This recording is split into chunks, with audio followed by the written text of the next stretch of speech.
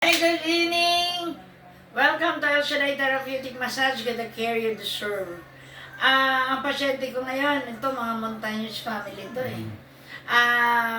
Brother Benigno, Jojo Montañez. Sige, bakit napunta? Mga namamanid na yung kaliwa kong paa, kaliwang katawan, at hanggang sa may balikat. Oh, matigas na. Oo, Tapos, matigas na. ano sabi ng doktor? Wala, parang masyadong tumaas ang aking BP. At saka parang high blood. Kailan pa yun? Kailan pa? Bali nung pong nakaraang Lunes. Pero dati, sabi mo kanina, ang BP mo talaga ay...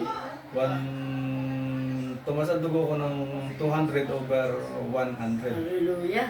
Nakaya mo yun? Mm. Anong nararamdaman mo pag 200 ng BP? Parang sa akin kasi, talagang mataas lagi ang dugo ko. Parang konti lang, medyo may hilo. Hilo. May hilo konti. Oo. Pero yung ramdam ko yun, parang normal sa akin. Kaya lagi kong nararamdaman. Kasi mahirap na kasi si Ate Tessie, high blood din.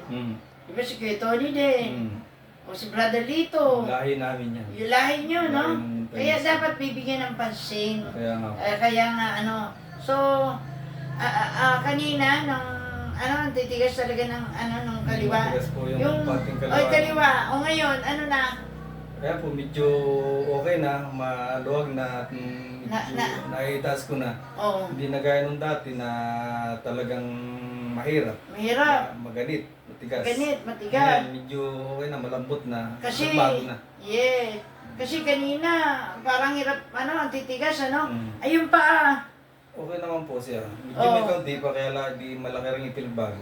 malaki pinagbago, ginhawa. Ang ginawa. Kanina parang akala mo, mga barado ang mga Matigas. katawan. Matigas talaga. Pati likod. Yun. Nawala na yung parang sa likod ko dati. Kala mo laging may nakatukod.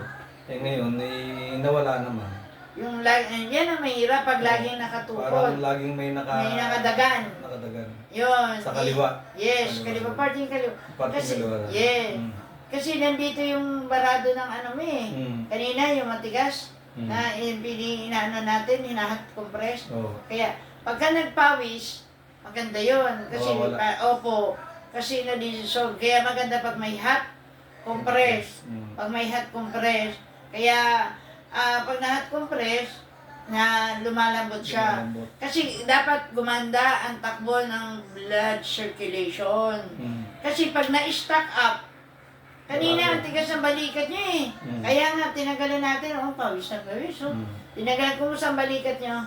Okay naman po, malambot na siya. Malambot na, maganda na. Maganda. Kaya, feeling na ano masasabi mo? Feeling, talagang okay na. Kaya lang dapat... Masasabihin mo kay El Shaddai.